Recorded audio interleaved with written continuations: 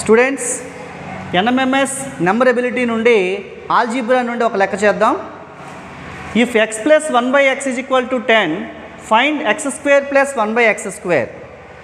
ఈ answer find out చేయడానికి మనం a plus b whole square ఫార్ములాను మనం అప్లై చేయాలి. A plus b whole square is equal to a square plus 2ab plus b square. ఈ ఫార్ములాను మనం అప్లై చేద్దాం.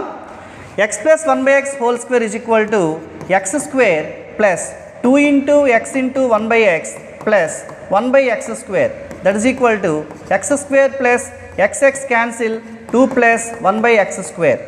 That means, see, x plus 1/x whole square 2 ఇటు వస్తే -2 అవుతుంది, is equal to x square plus 1/x square.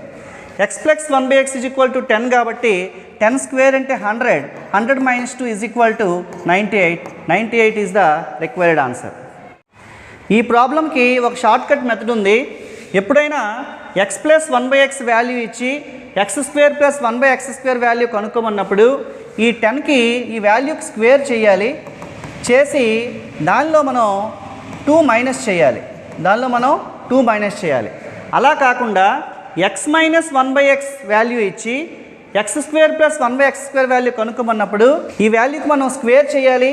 Square చేసి దీనికి 2 add చేస్తే మనకి రిక్వైర్డ్ ఆన్సర్ అనేది వస్తుంది.